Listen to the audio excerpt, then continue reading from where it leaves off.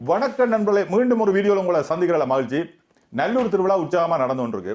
அப்போ நல்லூர் திருவிழாவை நான் பார்த்து கொண்டிருக்கும் பொழுது அங்குள்ள மக்கள் மிகவும் சந்தோஷமாக இருக்கிறார்கள். ஒரு சுய கௌரவத்தோடு இருக்கிற மாதிரி ஒரு ஃபீலிங்காக இருக்குது அந்த நல்லூர் திருவிழாவில் கலந்து கொள்றவர். இப்போ நல்லூரில் நாங்கள் பார்க்குற விஷயங்கள் அதிசயமாக இப்போ பலர் பார்த்தாலும் நாங்கள் இழந்த விஷயங்கள். ஏன் அதை நாங்கள் வெளிநாடுகளில் எங்களால் எடுக்க இல்லாமல் இருக்கின்றால், எங்கட கலாச்சாரம் எங்கட கலாச்சாரம்ன்றது தமிழர் கலாச்சாரம் மட்டும் இல்லை, இவருடைய வெஸ்டர்ன் கலாச்சாரம் கூட ஒரு வித மித், அதாவது கடவுள் நம்பிக்கையில் உருவான கலாச்சாரம் தான்.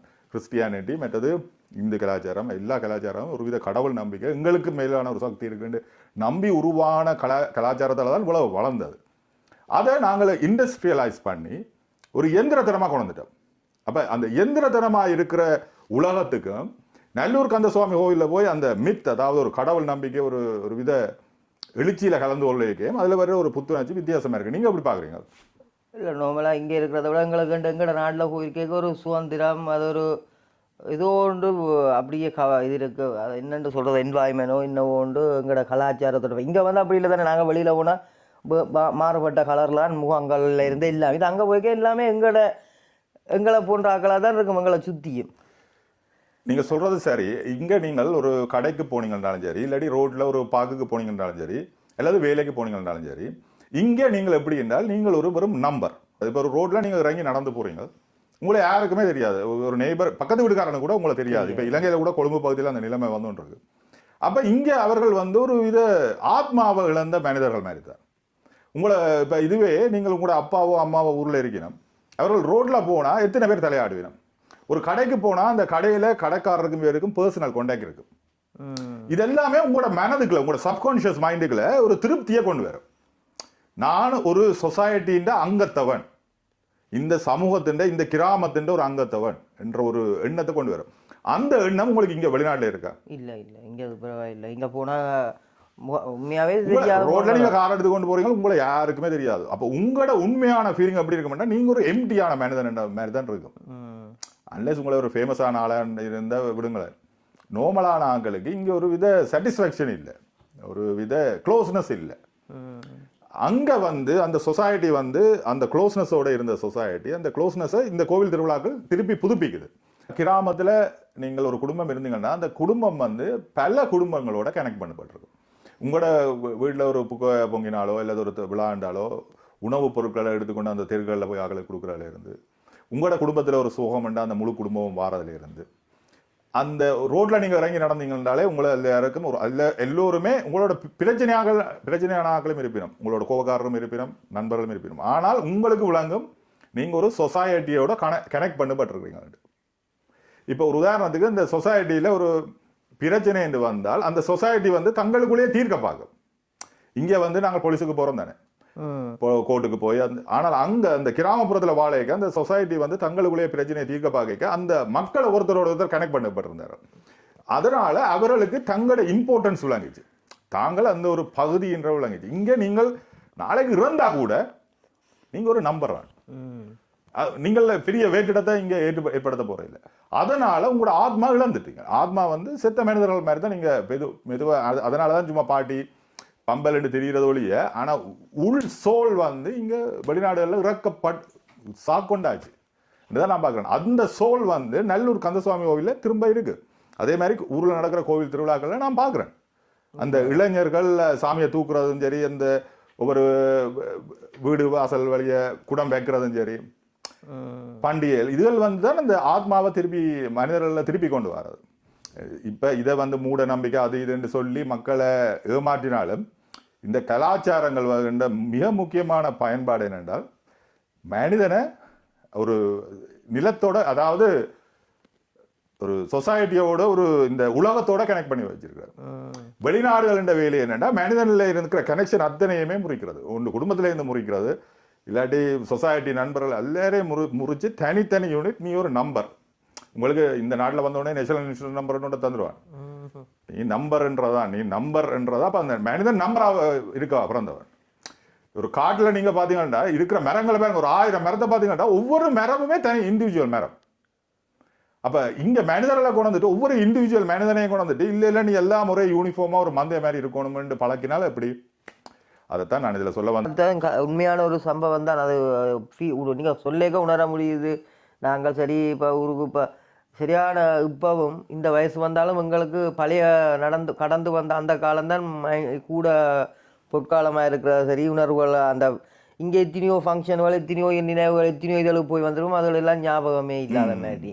ஆனால் அங்கே போய் திரிஞ்சாத சின்ன சின்ன இதுகள் கூட சின்ன சின்ன ஒரு ரோட்டில் நடந்த ஒரு ஆக்சிடென்ட் ஒரு சைக்கிளில் விழுந்ததுகள் கூட ஞாபகம் வச்சு அந்த என்னென்னா அதை நீங்கள் சொன்ன மாதிரி ஒரு கடைக்கு போய்க்கோ இங்கேயோ எங்களை சுற்றியே தெரிஞ்சாக்க ரோட்டால் நடந்து போய்க்க 10 பேருக்கு கதைச்சிருப்போம் 10 பேருக்கு தலையாட்டிட்டு போய்ப்போம் போகிற கடையும் தெரிஞ்ச கடை என்னடா நாங்கள் எங்கட கிராமம் எங்கட ஊருக்குலாம் இருப்போம் சுற்றி. வெளிநாடுகளில் இருக்கிறவங்களுக்கு பணம் வந்துட்டு தான். அதுக்கு என்ன காரணம்னா நாங்கள் அங்கேருந்து வந்த கனெக்ஷனை இழந்தபடியா எங்களுக்கு வாழ்றது அப்படின்னு தெரியாமல் ஓகே வேலை செய்தால் தான் வாழ்க்கை போல இருக்கு என்று நாங்கள் வேலையிலேயே முழுக்க கான்சென்ட்ரேட் பண்ணினபடியா நாங்கள் வாழ்றதை மிஸ் பண்ணிட்டு 60, 50, 60 வயதில் போய் ஹாலிடேயில் ஃபன் பண்ணி கொண்டு தெரியும். இப்பான சப்ஜெக்ட் இந்த மேலத்தைய நாடுகள மெயின் இதே வந்து மனிதனில் இருக்கிற இண்டிவிஜுவல் அதாவது தனித்துவத்தை உடைக்கிறது. தனித்துவத்தை உடைச்சு நீ ஒரு நம்பர் ஒரு மந்தையில் இருக்கிற ஒரு ஆடு என்றதை கொண்டு வரணுன்றக்காண்டி ஒவ்வொரு முயற்சியிலேயும் வரலாம். அதில் ஒன்று பல முயற்சிகளில் வெற்றின்றதுன்ற சொன்னால் ஒன்று தொழிலில் நீ இருக்கணும், மற்றது நீ இப்படித்தான் வாழணும், இந்த முறையெல்லாம் நடக்கணும், இந்த முறையெல்லாம் வாழணும், உனக்குன்ற ஒரு இண்டிவிஜுவாலிட்டி இருக்கக்கூடாது. ப்ளஸ் குடும்பம் அந்த கட்டமைப்பு உடைக்கணும். இப்போ ஒரு குடும்பத்தில் தாய் தந்தை பிள்ளைகள் இருந்தால் சிச்சி அதெல்லாம் ஃபேஷன் இல்லை, தனியாக வாழணும்னு சொல்லி அப்படி அந்த ஒவ்வொருத்தரையும் தனித்தனியாக பிரித்து போட்டு தனியாக வாழ்கிற குடும்பத்தையே உடைக்கிறதுக்கு தான் பார்க்குறாங்க. இப்போ நான் இளங்குடும்பங்களை பார்த்தேக்க இளங்குடும்பங்கள் பல குடும்பங்கள் வந்து திருமணம் மாறுறது டிவோர்ஸ் அப்படி தானே போய்கொண்டிருக்கு. அதுக்கு மெயின் காரணம் என்னென்னா அவர்கள் அந்த டிவோர்ஸ்ன்ற ஃபார்முலாவை இங்கே நாட்டு கவர்மெண்ட் வந்து திணிக்குது. என்னத்துக்குண்டால் எப்படி ஒரு மனிதனுக்கு இன்னும் சுமையையும் இன்னும் கவலையும் கூட்டணும் என்றால் அதுக்கு ஒரு வழி வந்து குடும்பத்திலிருந்து பிரிக்கிறாங்க.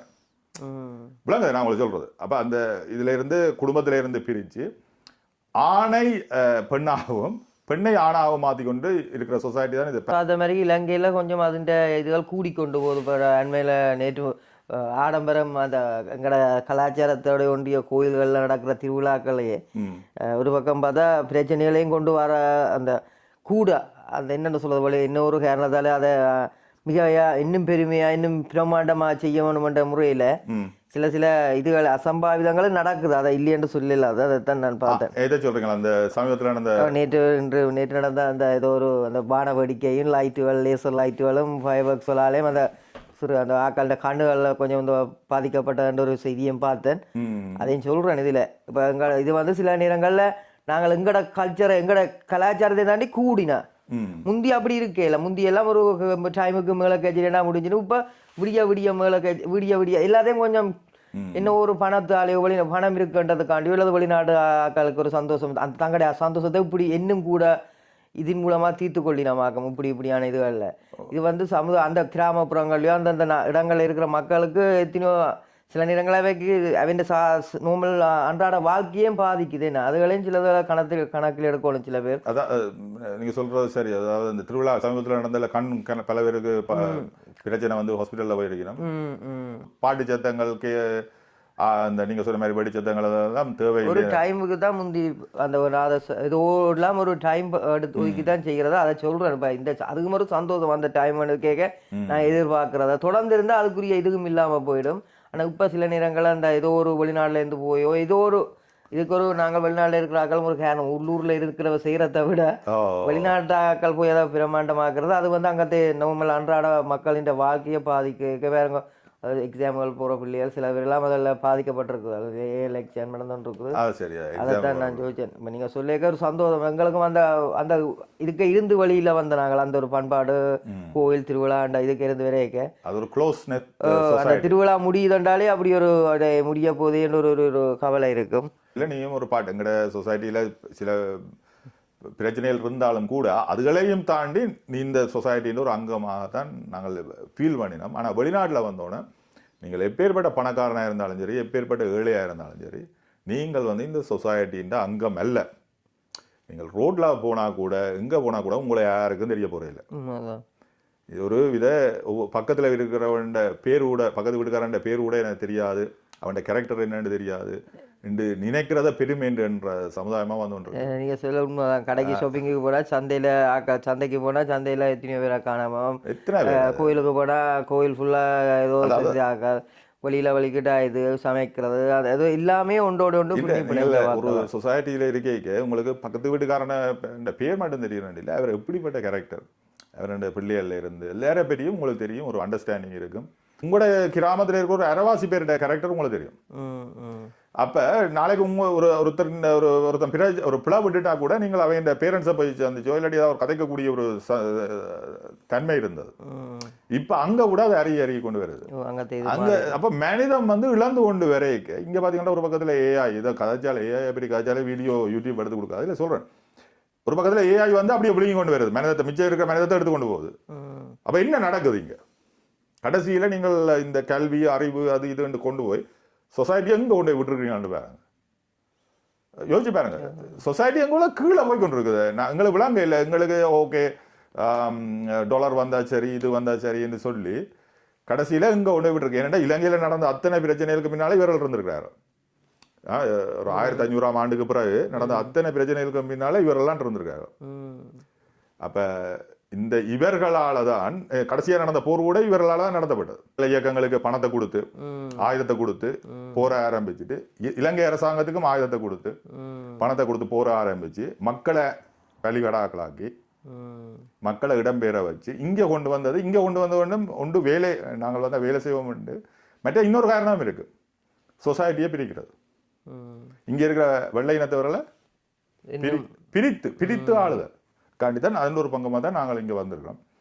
ஓகே நண்பர்களே, இது ஒரு ஆழமான சப்ஜெக்ட். உண்மையிலே இது உணர்ந்து கதைக்கிற உணர வேணுமெண்டா கொஞ்சம் இது சம்பந்தமான ஒரு அங்கலாய்ப்பு வேதனை இருக்கணும், இது சம்பந்தமான ஒரு உணர்வு துடிப்பு இருக்கணும்.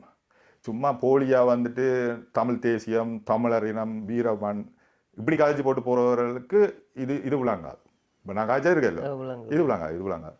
இது அதை விட அதையும் தாண்டி புனிதமானது. ஓகே, நீங்க சொல்ல போறீங்களா? இல்ல வேற என்ன, மீண்டும் ஒரு வீடியோல சந்திப்போம்.